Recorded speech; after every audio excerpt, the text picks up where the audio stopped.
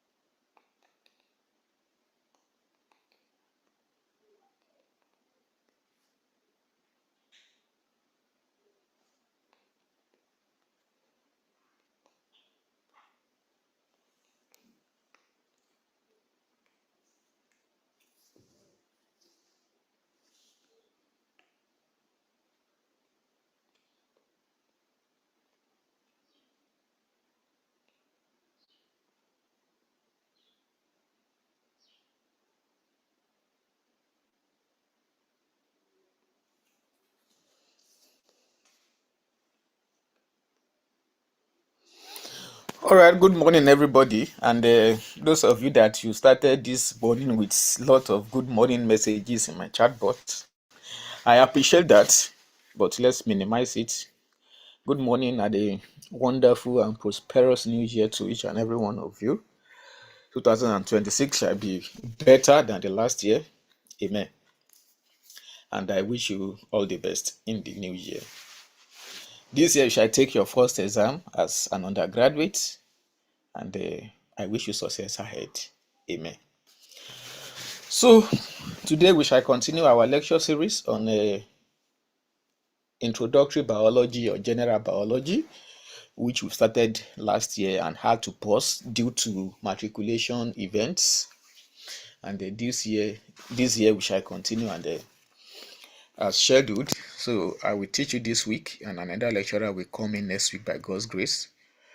Some of you have been entering my DM to be added to that platform. Please, the platform is not for everybody, right? The only thing is if you are not getting information like this morning now, I dropped the message, I mean the links to the lecture by 7:56 a.m. So if you don't get it before 8, that can even, yeah, that's that is when you can start complaining. I mean, if you don't get information as and when due, especially lecture links in the morning. So by 8 o'clock in the morning, start troubling your course rep. Please, the platform is not for class rep, right? The difference between class reps and course reps or volunteers. So the class rep is for everybody, right? Embodies a leader for all the class. But course rep could be each of your courses you are having a rep. And I think that is even what you should think of as a class. So that for biology, for instance, you have somebody that's in charge of biology. Any information for biology, that person will be the one that will be passing it and liaising with the lecturers in charge. So that one person will not be carrying the body. But some of you like the body in quote, the work, right? So it is only when you don't get information as and when due that I will entertain your complaint in my DM. But don't enter my DM to ask to be added to the group. I will block you. The group is not for everybody. If I add everybody to the group, how will others be getting information? There's a limit for WhatsApp. WhatsApp can accommodate the number of students taking this course. So there's no point adding 50% or 70% of the class. If we have that large number, nobody will be passing information because some people feel, well, everybody is here or most of us are here, so there's no point. But that's why I have maximum of 2 per department that will be passing information. So if one person is lagging, the other person can pass information. And if those 2 are still not effective, right, then anybody is free to enter my DM with evidence of when they pass information on lecture links. Especially for registration of practical and others, definitely they will send it within some hours, right? And there is no strict deadline to that, right? But for lecture information, I'm particular about lecture links. If you don't get it before 8 o'clock, because there's no lecturer that will set that maybe after 8, please let us know. We will address that, remove them and replace them. All right. So please, enough of messages in my DM asking to be added to the platform. I am not going to add anybody without genuine or valid reason. And the only reason is lapses on the part of those that are there already. Thank you. Okay. So this morning we have covered a topic already, that is a biology and methods of inquiry in biology, where we define biology, we look at properties of life, the hierarchy of life, the unifying themes in biology, right? Talking about interdependence, talking about organization, talking about regulation, reproduction, and what have you, evolution, which we call the core theme in biology, that talks about the similarity and differences, diversity and unity that exists between organisms, between living things, right? Then we look at methods of scientific inquiry, talking about science, how science asks questions and answer those questions, how we postulate, how we do research, and what is expected, the variables, the independent, the dependent variables, and where you plot those variables on your graph, where you are expected to plot the dependent and independent variables, and all of those things that we covered in the first lecture. So today, without wasting much time, let us go into the topic of the day, so which is biomolecules and the central dogma of life. By the end of this lesson, you are expected to be able to list the 4 major classes of biomolecules, to identify the chemical elements that make up those molecules, to understand that those polymers or large molecules are synthesized from smaller subunits known as monomers, to describe how the bonds that hold those monomers together to form polymers are formed, to be able to tell all the differences and similarities. Okay, to be able to tell us the differences and similarities between DNA and RNA, to be able to read and translate the genetic code, right? There's what we call the genetic code. To be able to look at it, tell us, okay, what does this mean? If you have these three letters, what do they mean, right?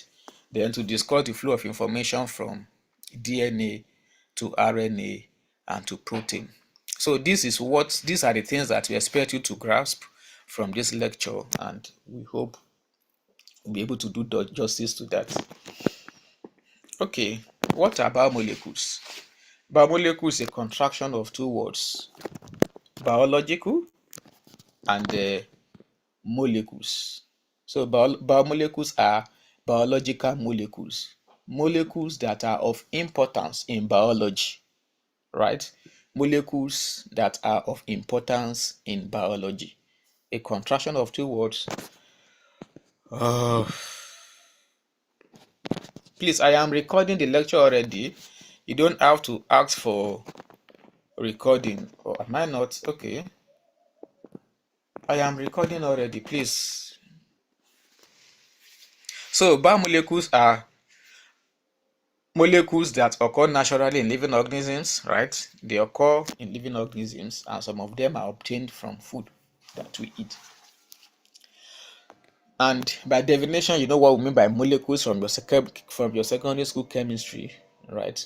Combination of two elements forming a molecule, right? So they are usually obtained from food, like I said, and some of them include small molecules like secondary and primary metabolites that take place in metabolism and help us to maintain in maintenance and metabolic processes. Majorly, there are four classes of biomolecules. We have the carbohydrates, we have the lipids, we have the proteins, and we have nucleic acids, right? And these biomolecules are also referred to as macromolecules. They are also referred to as macromolecules. Macro, large, right? From the Greek word macro, large, micro, small, right? So macromolecules are also referred to, biomolecules are also referred to as macromolecules because they are large, right?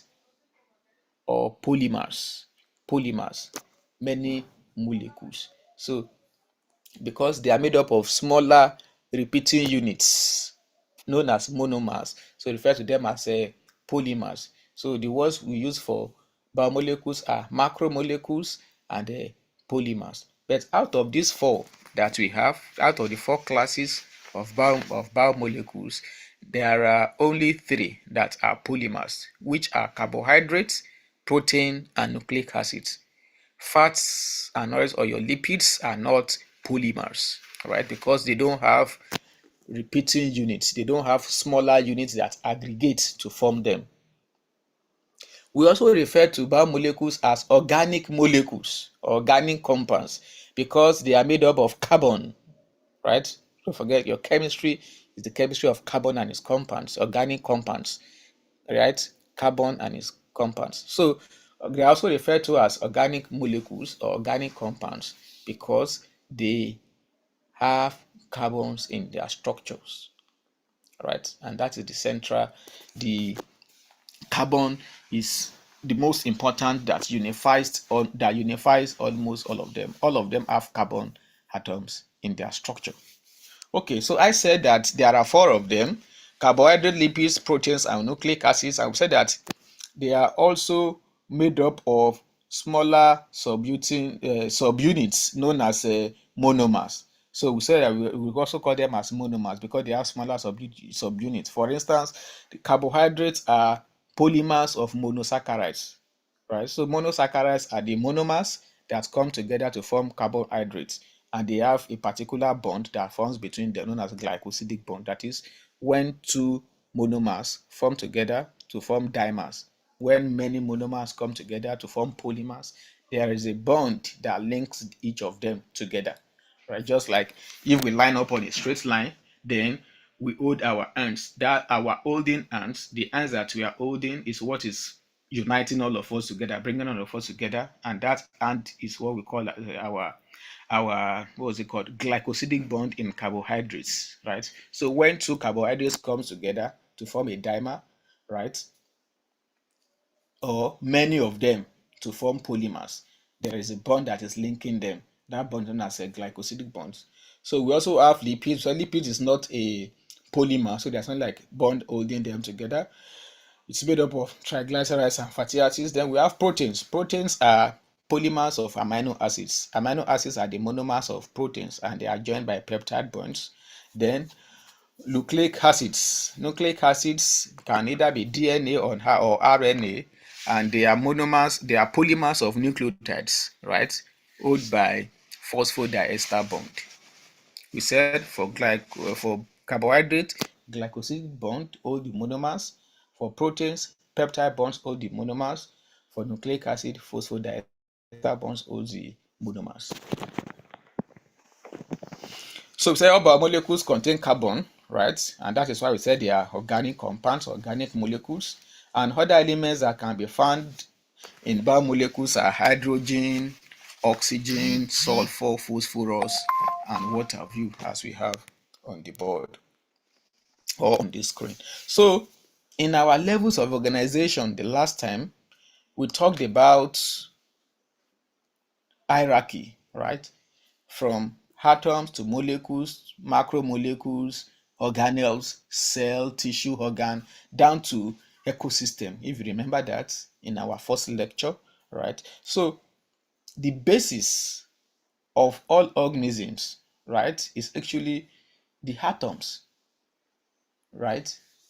Because the atoms aggregate to form molecules, molecules combine to form macro or large molecules.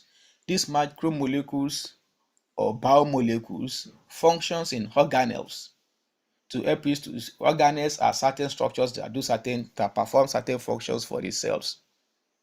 Tiny structures, microscopic structures that perform certain functions for the cells. Those are organelles. But do not do those things without the function of a biomolecule, which is majorly protein, that helps the cell to do this, do this, do this, and do this. Right? We also have all the other compounds are also important anyways. So we can liken our macromolecule to a brick, right? A brick that forms the building of a city. So without the brick, there can't be a building, what we call block, right? Without blocks, we can't build, right? And without buildings, there can't be a city. We'll be having a desert. So micromolecules are the foundation on which a cell and organism is built. So the macromolecules helps the organelles to do something to do certain things for the cell. The organelles, the cell is the smaller or the basic unit of life, right? So without the cell, there can't be life. Without organelles, the cell can't do certain things. Without macromolecules, the organelles can't do anything for the cell. So I'm sure you are looking at the interconnection between those entities that you are mentioning, from macromolecules to organelles to cell to tissue and what have you.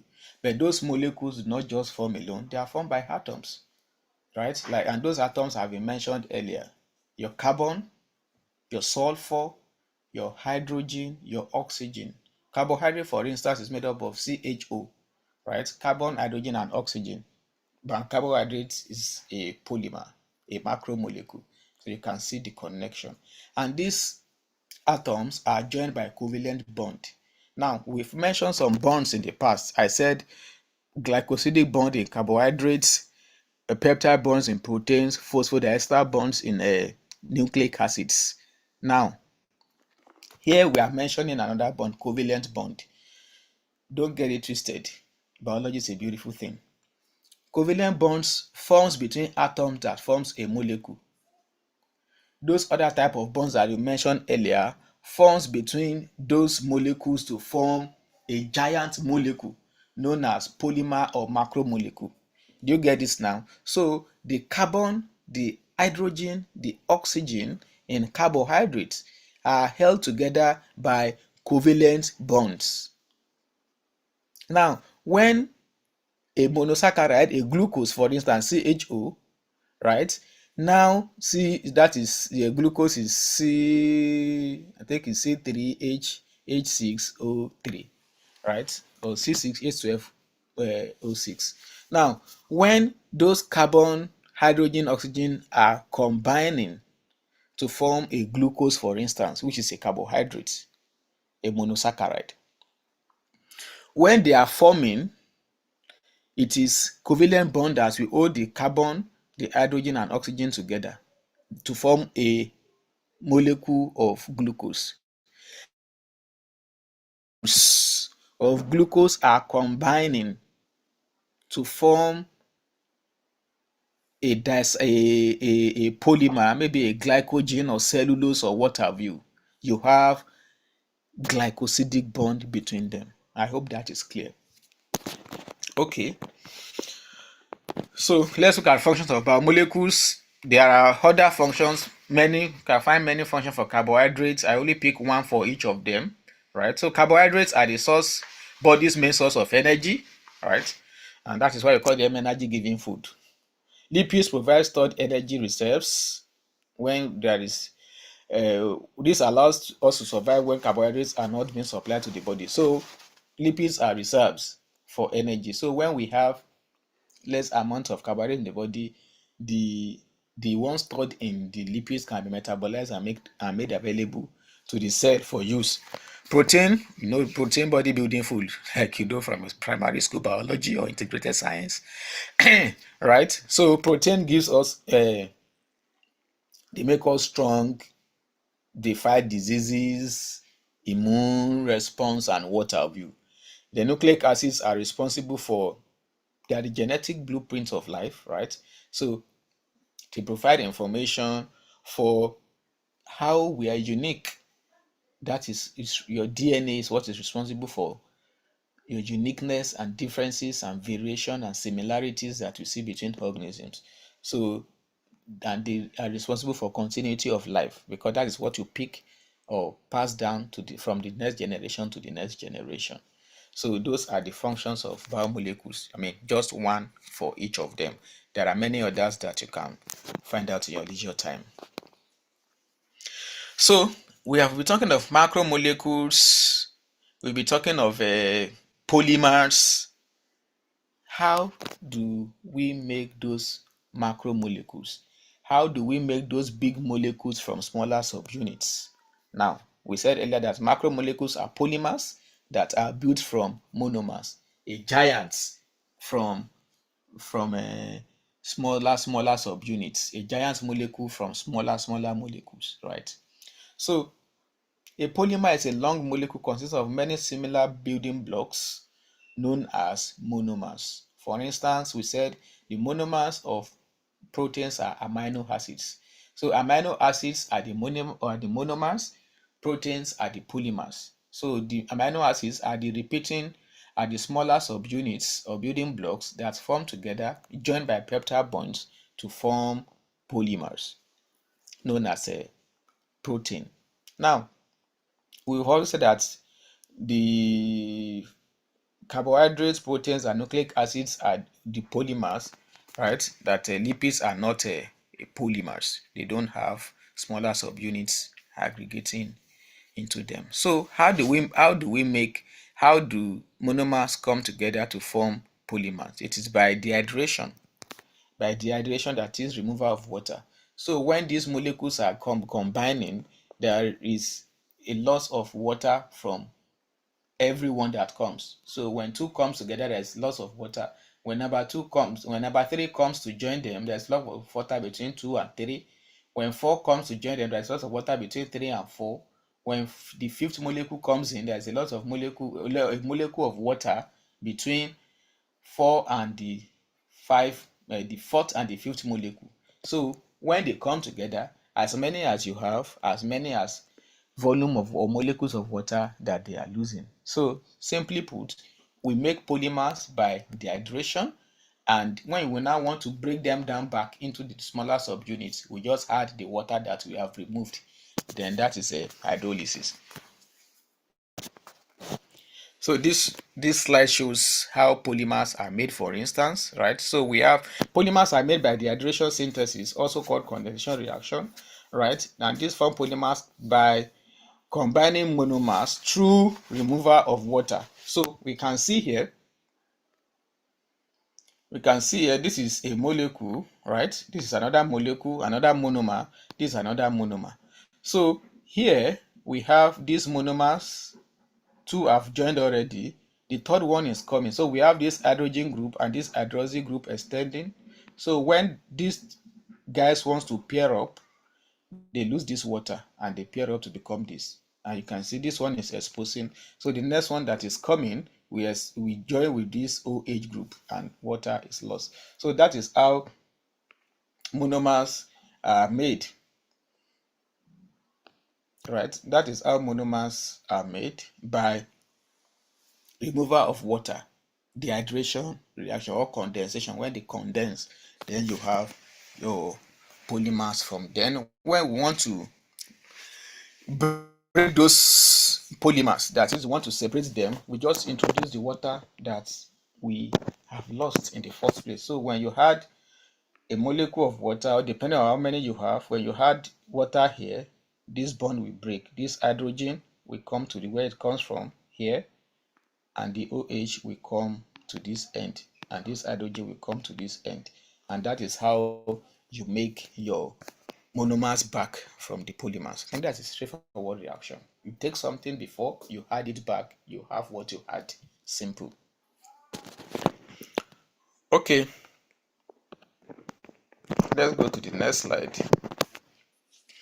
So let's look at those polymers one by one. We said macromolecules are made up of polymers. Like, this is repetition, we have said this all over again. So we said carbohydrates are polymers, and the subunits, the monomers, are monosaccharides, and the bond that forms between them are glycosidic bonds. Proteins, amino acid are the monomers, peptide bonds formed. Nucleic acid, nucleotides are the monomers, peptide bond forms, and the lipids are not considered as polymers because they have no monomers. So let's look at carbohydrates as a biomolecule. So carbohydrates are long chains of sugars with the general formula CH2O into bracket N, where N can be 1, 2, 3, 4, 5, 6, as much as you have. So we have classes of carbohydrates. We have monosaccharides. You have done this in your secondary school biology, so we are not going into details of monosaccharide, disaccharides, or what have you. So monosaccharides are simple sugars that compose of 3 to 7 carbon atoms. So where N is equal to 3 to 7 here in this general formula that we have here. So you can have 3C3H12O O3. I said 12 C3H6O3 C4H8O4 as the number of carbon atoms that you have. And these monosaccharides, in some instances, they have these functional groups, the aldehydes and the ketones. I'm sure you know the functional group in chemistry. Aldehydes, I think aldehyde is a CHO, if I remember vividly, while ketones are CO. Right? So these functional groups are present on these monosaccharides, right? And they confer reducing agents ability on them. So these monosaccharides are referred to as reducing sugars. You must have heard reducing and non-reducing sugars before in secondary school biology. But the reason why they are called reducing sugars is because they have these functional groups, aldose, ketones and aldehydes, right? Ketones and aldehydes that confer the reducing ability on them. So they are being called reducing agents because they have something that confers that ability on them. So if you are being if you are intelligent because somebody conferred that intelligence on you, God, right? And that is why you can be intelligent. So in this case, if they have that power to do that thing, it's because somebody is behind that power, that's reducing agents, right? So those ones that have aldehydes are called aldoses. Those sugars that have ketones are the functional group attached to them are called ketoses. Don't forget, sugars names ends is OSEs, right? OSE. glucose, fructose, and what have you. I hope that is clear on monosaccharides. Let me take it again. I said monosaccharides are those ones that have 3 to 7 carbon atoms. And you have seen the general formula. All right. And we said they are known as reducing agents because they have functional groups that function as reducing. They are called reducing sugar because there are functional groups as well as reducing agents. I said these functional groups are either the aldehydes or the ketones. If it is aldehyde, we refer to the sugar as aldoses. If they are ketones, we refer to those sugars that have ketone group on them as ketoses. And this thing confers reducing agents on them. They serve as reducing agents, so the sugars are known as reducing sugars. Okay, so this tells us the structure of carbohydrates. Like we said earlier, the building blocks are carbon, hydrogen, and oxygen. And these carbon, hydrogen, and oxygen now are held by covalent bond that we said earlier. Examples are glucose, galactose, and fructose, right? And you see their structure there.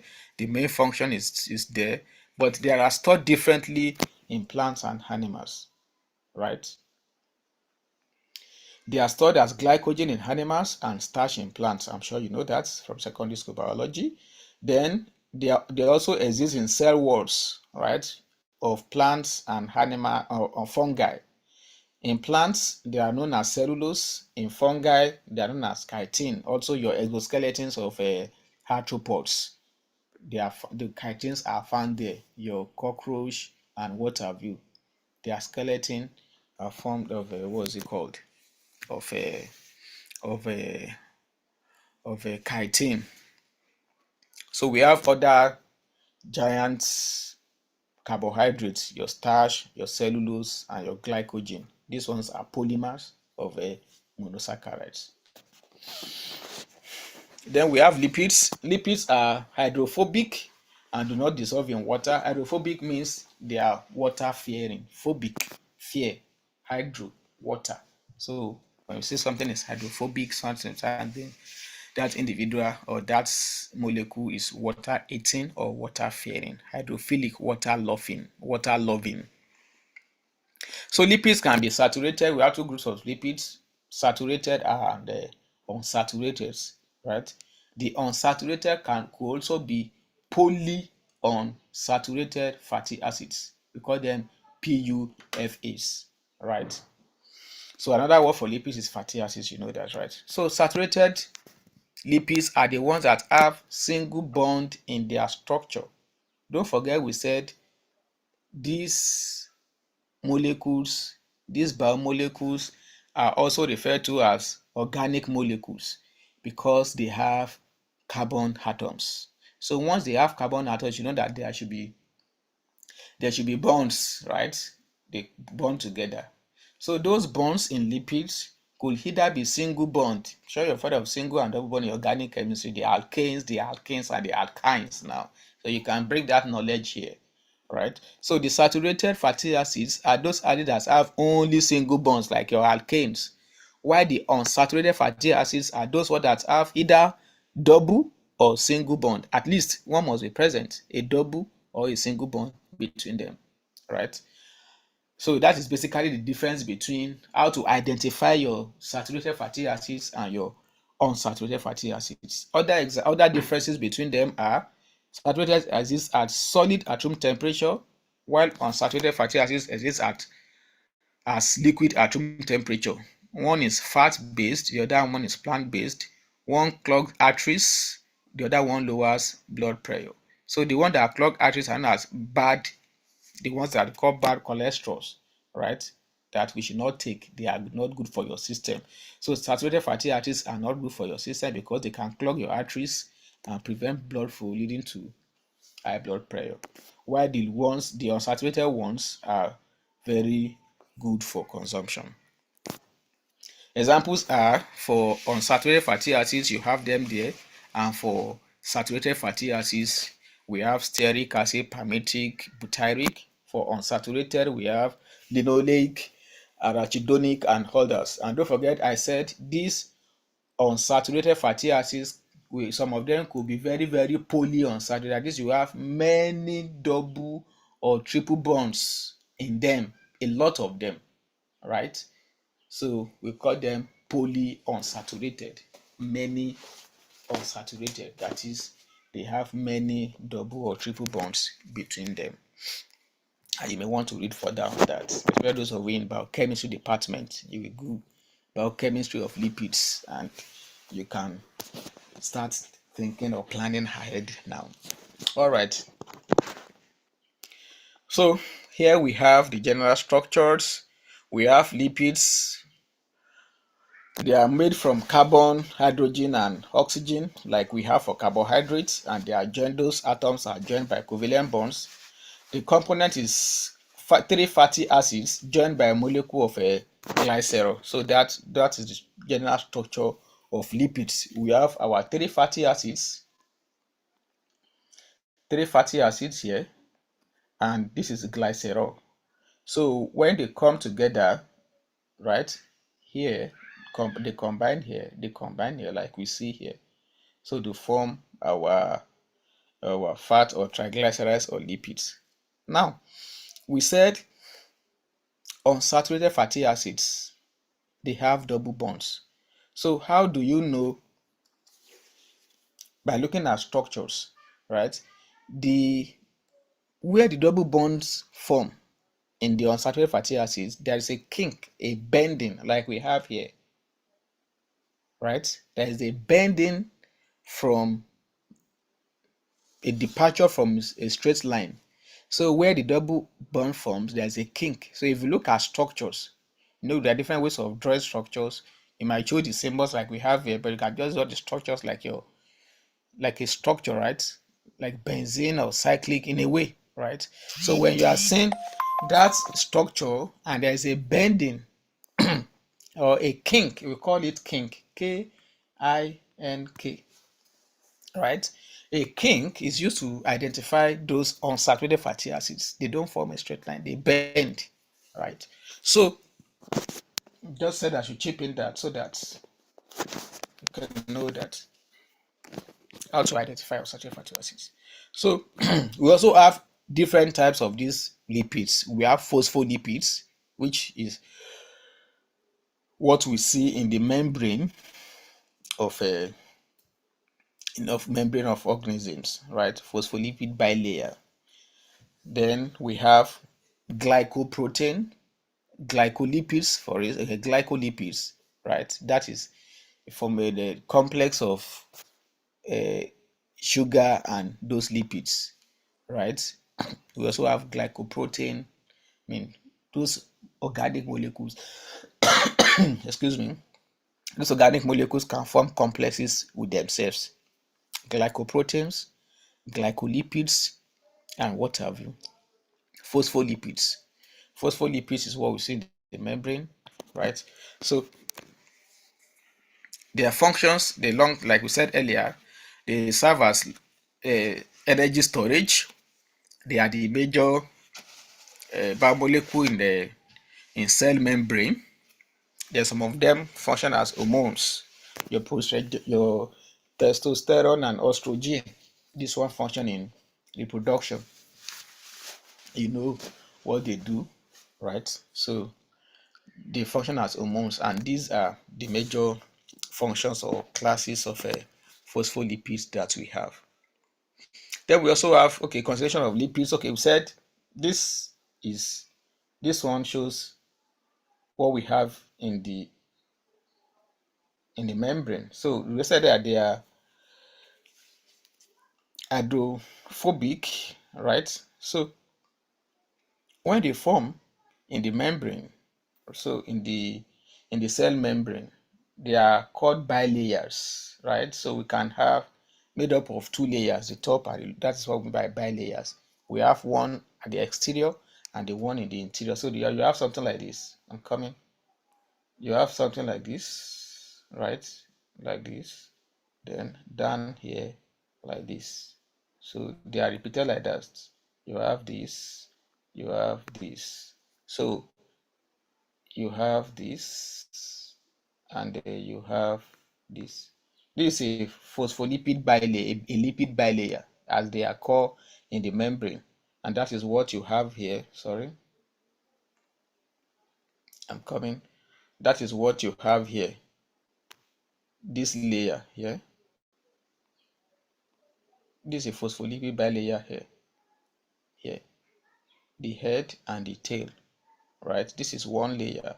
This is one layer. So that's why there are two layers, and the arrangement in such a way that the water hating part, the one that hates water, is always hidden inside. As we can see here, see that there's one that looks like yellow. Those tiny yellow lines like this, we refer to them as the tail, and they are majorly the hydrophobic parts, whereas the head that is exposed, that is this head, this red part that you can see, they are water loving. So they are exposed to outside and the interior layer, but the internal environment and the external environment. But the one that is water loving is, they are hidden somehow. So we look at this. So this is where we are here. So this is the lipid bilayer. So this is a layer. This is one, right? Having the head and the tail. So the hydrophilic head, like I said earlier, is the one that is exposed. This is the head here, this is the head here, and these are the tails that are hidden inward. But this one is exposed to the exterior of the cell membrane. This is the interior of the cell membrane. But you can see the part that is water hitting, they are inward. They are kept inward. So that is how the lipid bilayer, the structure looks like. That's how the structure looks like. So we have the head, hydrophilic, the tail, hydrophobic. So we said it's the major component of cell membrane. One fatty acid is replaced by a polar phosphate group, which creates the hydrophilic head and the hydrophobic tail region. And this is the structure. This is the head, and this is the tail. And you can see the kink that I was referring to. If you look at here, if you check here properly, that there's a double bond here. Let me highlight it in red. This place, there's a double bond here in between them. See, there's a double bond. That is why there's a kink, a bending, and that shows that that's whatever you have there is unsaturated fatty acids. Okay. So I think the next one should be the protein. Proteins are very large molecules made up of amino acids with peptide bonds as the monomers. There are different types of different groups, 20 major amino acids in the body, and they have a general formula. This is the general formula of amino acids. We said amino acids are the monomers of proteins, right? And this is the general formula. Please pay attention to this. So we have the amino group, we have the carboxylic acid group. You have seen this structure before, COOH, your chemistry. We have the hydrogen, and we have the R side chain. Then we have the central carbon that all of these things attach to. We refer to that carbon as alpha carbon. Alpha carbon. Now, this is the general structure of amino acids. Amino group, carboxylic acid group, and the R side chain, right? And you know that carbon is tetravalent, right? So it takes four bonds. You can take up to 4 bonds. So that's why you're having hydrogen added here. Now, what makes one amino acid to be different from, don't forget we said this is the general structure. 3 functional groups attached to a central carbon atom. So how is one different from the other? For instance, how is serine as an amino acid different from proline? How is it different from tryptophan? How is tryptophan different from what's it called? Valine as an amino acid.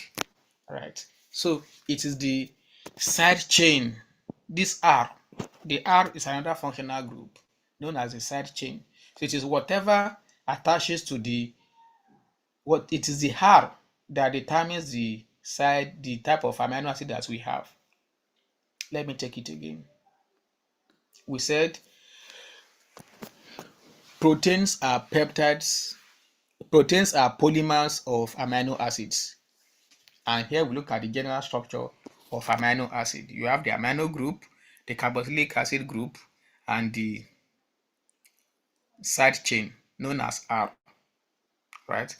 We said that what distinguishes one amino acid from the other is the R chain, the R side chain.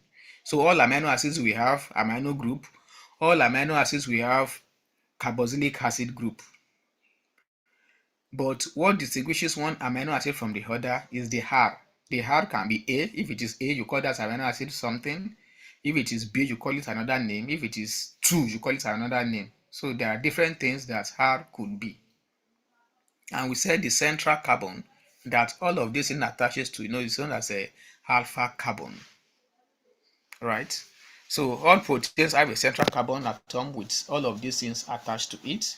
And we said amino acids differ in their properties due to the side chains, which is the hard groups. So they differ. We can have some as basic amino acid, acidic, what was it called, aromatic, or what have you. So it is the hard side chain that determines what the amino acid would be and its properties.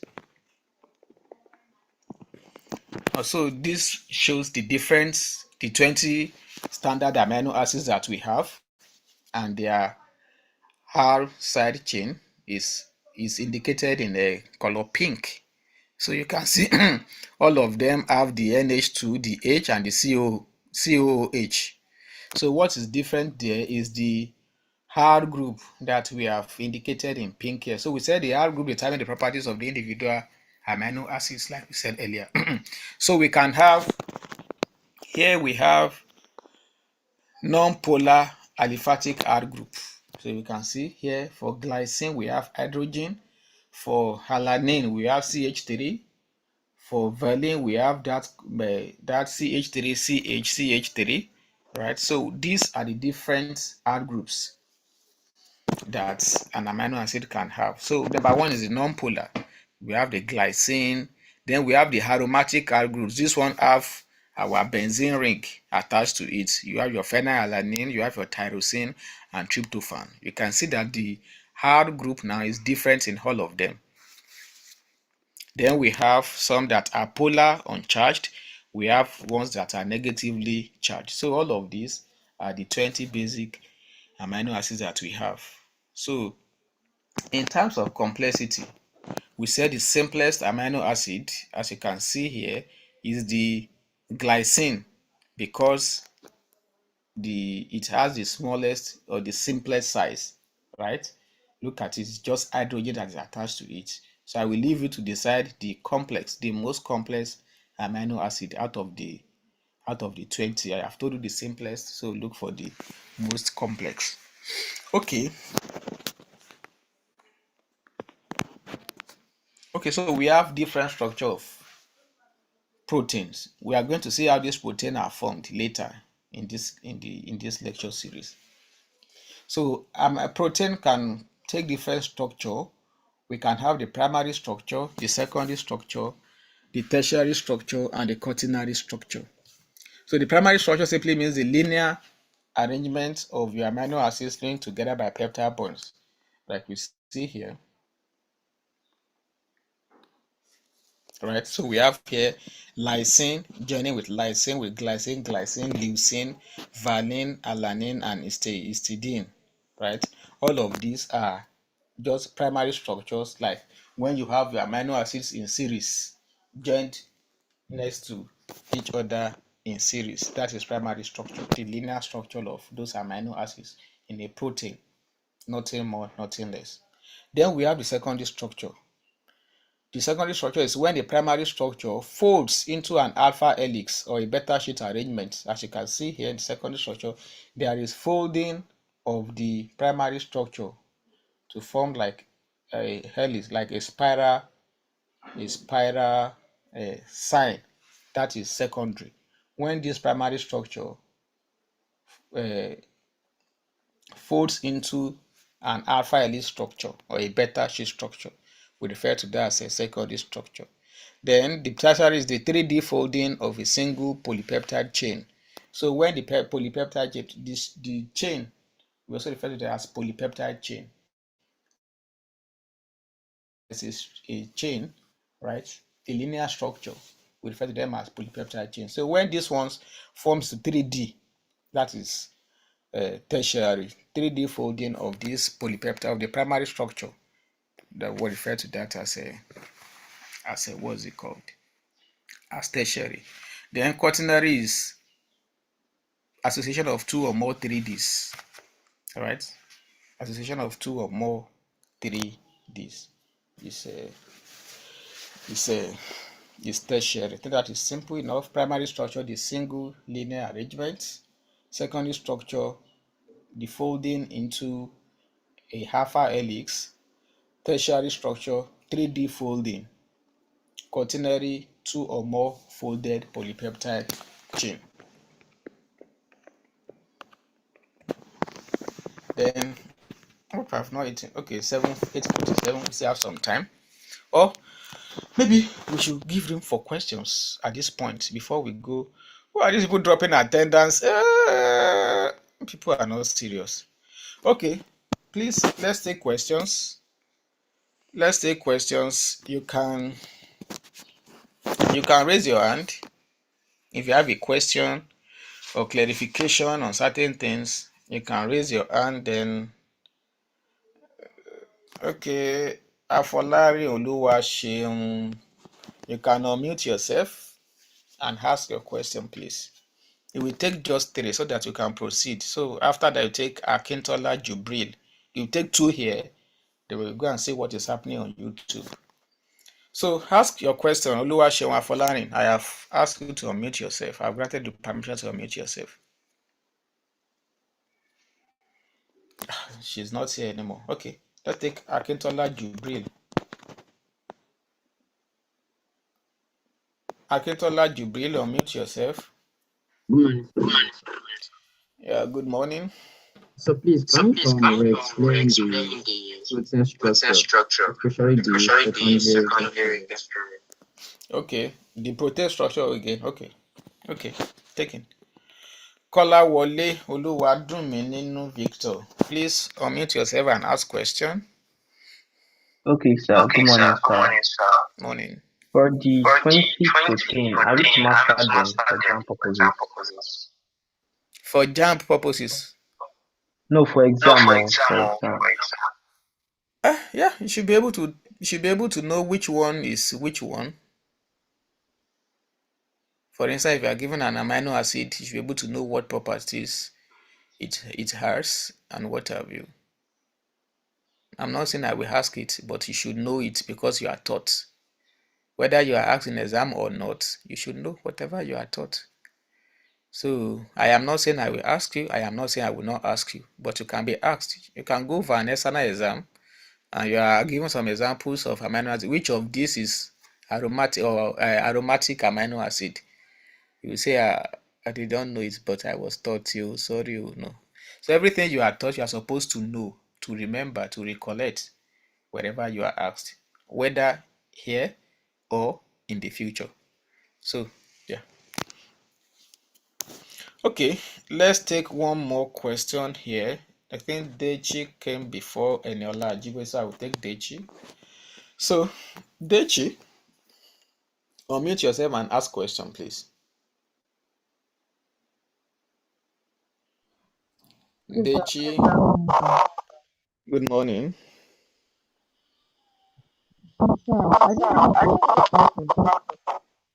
I can't hear you clearly. Your network or audio? Hello?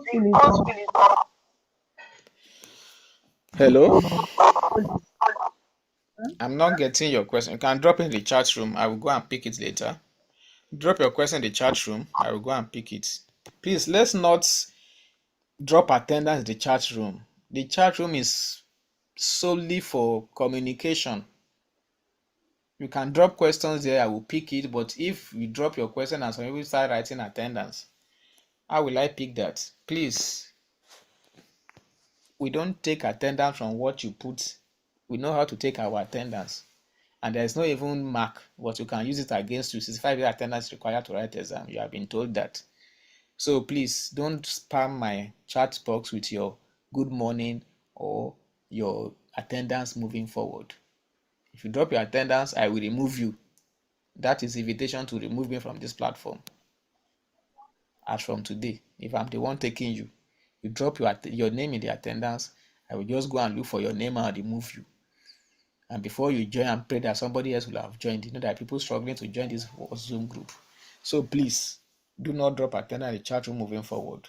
Leave it for communication to ask questions. You go there, you have anything, you drop it there, I will go and pick it. Okay. Okay, somebody said we should explain this the structure. Now, let's look at it. You said this protein structure could take different forms, about 4 of them generally. We have the primary, the secondary, the tertiary, and the quaternary. Now, when we said protein is a chain of polypeptides. Now, when proteins are formed, right? We said the monomers are amino acids. Please unmute yourself, everybody, please. They are monomers of amino acids. So the amino acids joining together, that is primary structure, the ordinary structure of amino acids. Like for instance, if a number of students hold one another's hand in a straight line, or we say line up your hand on your neighbor's shoulder. The hand on your neighbor's shoulder is the bond that is linking you and your neighbor. That is peptide bond. Now that your straight line that you have is you are a protein. Then each of you is an amino acid. That is just the primary structure. The linear sequence of amino acids. Your sequence, your linear arrangements in a straight line is the primary structure. Each of you on that line is an amino acid. Then that's your straight line from number 1 person to the number 37th person, for instance, is the protein. So we give you a particular name, protein valine. But that protein valine is made up of many amino acids joined together by peptide bonds. So that is primary structure, the linear arrangements of those amino acids like we have here in this illustration. This is a straight line of lysine, lysine, glycine, glycine, leucine, valine, alanine, and histamine or histidine, as the case may be. That is the linear structure known as the primary structure. Now, the secondary structure is when you now take, let's say, a zigzag form. So on that straight line that we were like this before, you now begin to form something that looks like this. That is secondary structure. This is no longer a straight line. They are different. That is secondary structure. Now, the tertiary structure is when those protein begin to now fold. They fold up. That is the 3D. And the amino acids are now taking different places. This one amino acid here, one here, one here, one here, one here, one here, one here, one here. That is 3D. That is the tertiary structure. These things are different. Don't forget, we started from something like this, straight line. Then we come to here, folding into a beta sheet or alpha helix, like a spiral staircase. right? Then we form folding up, a 3D folding. Then we have tertiary structure when you have two or more 3D structures. That is just the basic illustration for this folding. Now for these, what's it called? Structures. A straight line, a alpha helix, an alpha helix, 3D folding, then two or more 3D folding assembly to form a subunit. So let's go to the chat room to pick what's it called? Okay, I didn't really get a part of the phospholipids. You said something about lipids, they don't dissolve in water. Can you explain better? Monosaccharides have hydrolysis and ketosis. How can they be differentiated in the structure, sir? Is the structure now? Okay, let me take from this. I think this Rachel Akinemon had the simplest question. Rachel, you said, how can they be different in a structure? From your secondary school chemistry, right? You should be able to know ketones or the functional group. For instance, functional groups, the alcohol, for instance, ends with please, I will not take questions for that, please. Functional group that they are different. So ketones is CHO. So if you see the functional group CHO, you know that this is a ketose. Ketones is CO. When you see the functional group in the structure, you know that this one is different. Then the other one, COOH, carboxylic acid group, in the like we see here in protein structure. These structures are different. This is the functional group that we're talking about. These functional groups, they are different. This is COOH. Ethanol is OH. So when you see these functional groups in the structure, no matter how written, you begin to say maybe it is OH that is attached, or COOH, or CHO, or CO.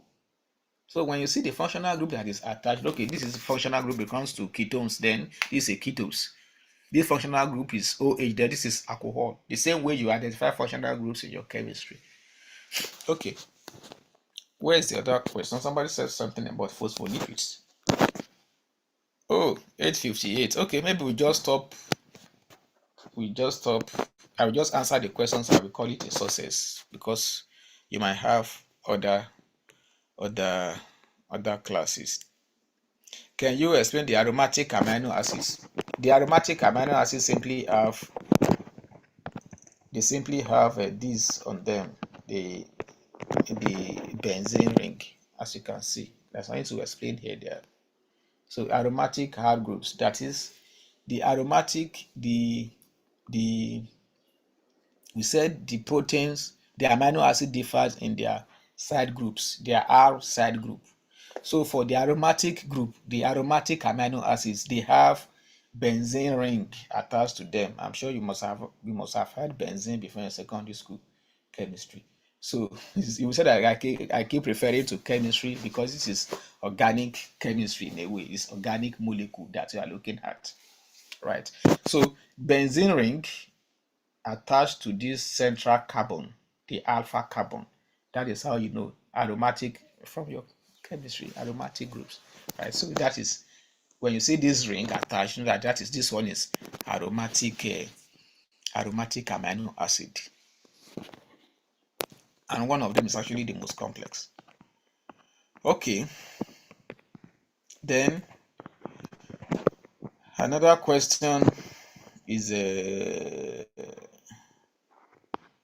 there are three I was treating before these ones come.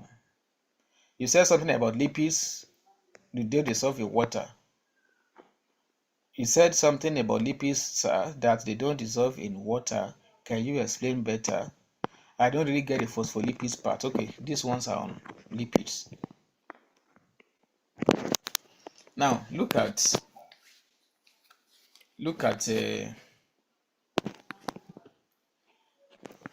going back to lipids. Now lipids generally don't dissolve. That is their general properties, right? It's just like we say that petrol and water don't mix. That is their natural properties.